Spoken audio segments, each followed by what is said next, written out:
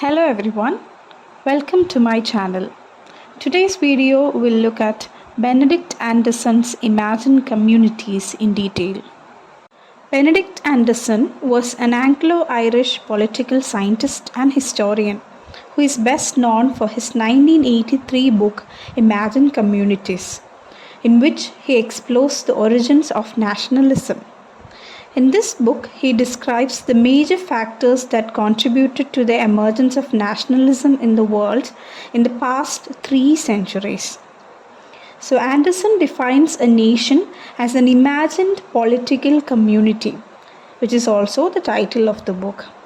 So, the imagined political community is imagined as both inherently limited and sovereign.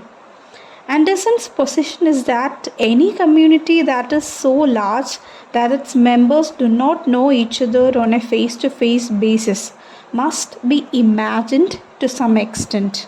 So, as we know, the development of nationalism as a movement can be traced back to the Europe of the end of the 18th century, and it was primarily led by the Austro-Hungarian Empire's formation. Anderson maintains that empires usually imagine membership on two terms or two bases. The first is religious basis and the second one is dynastic basis. So there has to be a common religion and there has to be a common royal family as such, upon which an empire could be built. Thus, the religious community or the dynastic realm made the crucial ingredients in the building of an empire. However, the building of a nation is more defined and it's built on a different set of terms. The idea is that nations are more imagined in the sense that in a larger society, people do not know each other face to face, such as in the case of a nation. In this context, it is essential that the membership in the national community should be built on some form of imaginative faculty of the people. Anderson actually begins his work by addressing three paradoxes of nationalism. The first paradox is that nationalism is a recent and modern creation, despite nations are thought of by most people as old and timeless. So nations are not eternal, rather they are a recent creation and are a product of modernity. Similarly, the second paradox is that nationalism is universal in that every individual belongs to a nation, yet each nation is supposedly completely different from every other nation. The idea is that every individual essentially belongs to one nation or the other. However, you cannot equate one nation with the other since each of these will be distinct from the other nation. And finally, the third paradox is that nationalism is an idea so influential that people will die for their nations. And at the same time, it's an idea difficult to define. So the third paradox is that nationalism is an idea that everybody has some grasp about it, which is why people are willing to even die for the nation. So it's considered a privilege to be a martyr for your nation. So you already have an idea of a nation, however, you cannot really define it in your language. Sense that it's a complex idea, so it's very difficult to define it, but every common man has some idea about nationalism and considers it in a prestigious status. Nationalism as a phenomenon only came about as people began rejecting three key beliefs about the society. The first belief was that certain languages like Latin or Arabic or Sanskrit were superior to others in respect to access to universal truths. So, these languages are no more considered as holy. The second belief was that the divine right to rule was granted to the rulers of society. With the oncoming of democracy and similar forms of governance, the idea of the divine right to governance was discarded in the case of monarchies. So, the idea of society and how a society is organized came to be revised. The third belief that came to be discarded during this time was that the origins of the world and the origins of humankind were the same. We know that during this period, the theory of evolution became very popular, and this toppled all the pre-existing beliefs regarding origin of humankind and the origin of the world. So, the major influences behind the rejection of these beliefs began in Western Europe, and the factors that led to this include the Enlightenment that happened during the 17th and 18th century, then the power of economics, then the scientific revolution, and the advent of improvements in communication, which was brought about by the invention of the printing press. Anderson calls it print capitalism. So the idea of nationalism has its roots in the notion of nation, which developed or emerged by the end of the 18th century. And before it began in Europe, it started in the Western Hemisphere in countries such as Brazil, the United States, and the newly freed Spanish colonies, where a national consciousness came to be developed. In the first chapter, Anderson tells us that nationalism is not a religion. However, it is very much similar to the religious systems than to the contemporary political ideologies. So he lays down a comparison between religions or religious systems and nationalism. Nationalism also entails the prospect of a chance, that is, one's nation, whether it is determined coincidentally and is beyond our own selection. So it's based on some kind of fatality, like how our genetic heritage, physical skills, and parents are determined for us. So Anderson argues that nationalism filled the political and existential void that arose after the decline of the great religious communities. So people of the world belonging to each different religion could not now be organized with the view of a world and a sacred language that is common to each community. So earlier this was possible.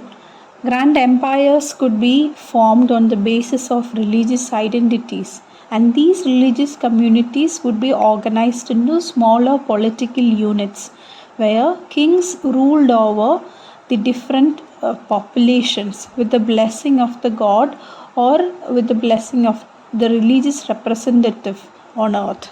So this system declined, and it paved the way for the rise of nationalism in the latter half of the 18th century. And the factors that contributed to this was capitalist economy's formation and the development of printing technologies. So now nationalism has come to replace religion by emulating or by copying the mechanisms by which religion itself functioned.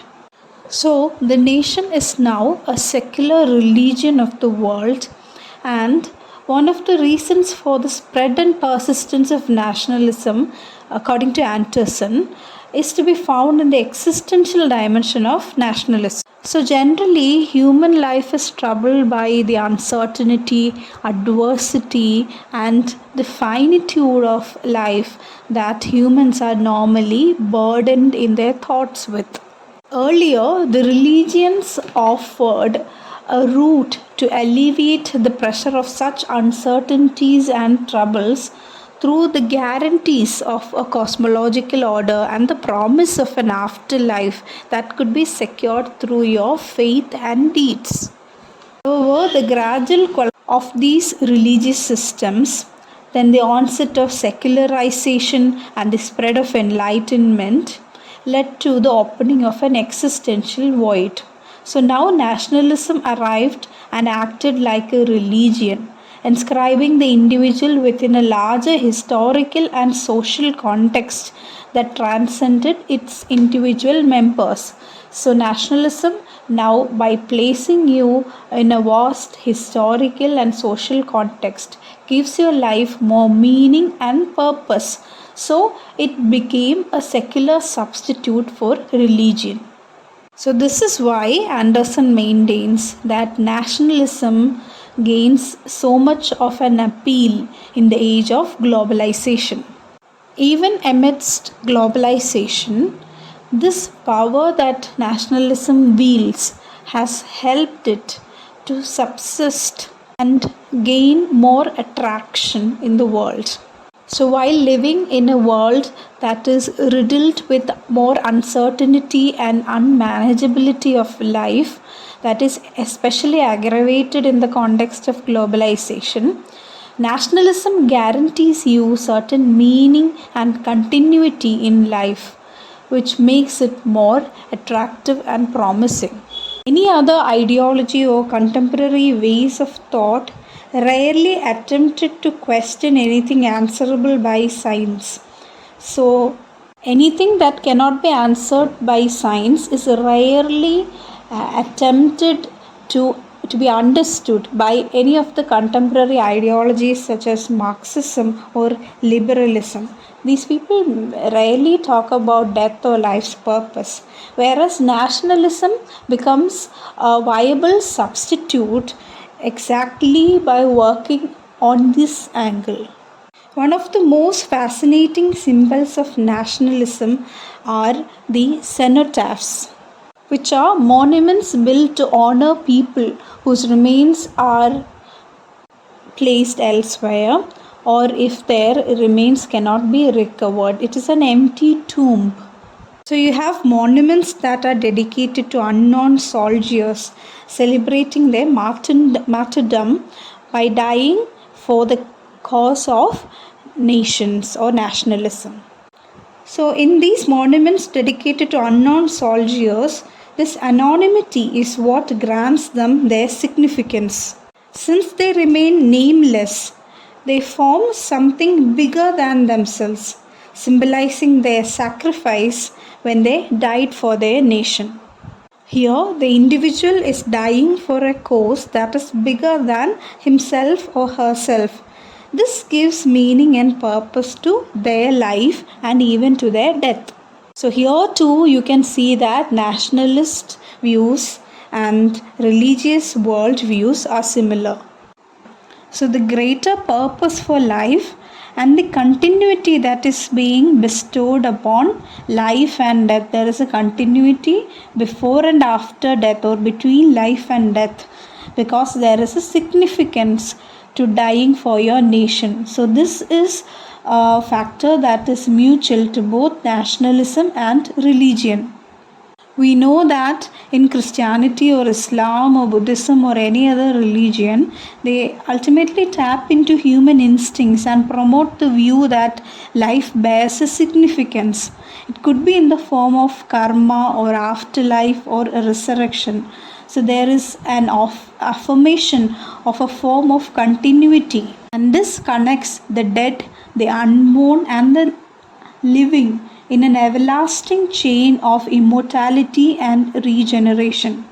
So, this kind of promise was provided by nationalism, and it appeared just at the time that religious thoughts were wavering or waning.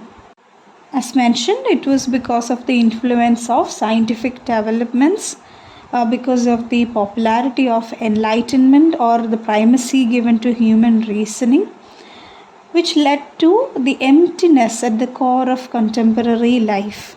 People were generally disillusioned by the idea of the absence of paradise. So their existence looked entirely arbitrary. So the feeling that there is no salvation emptied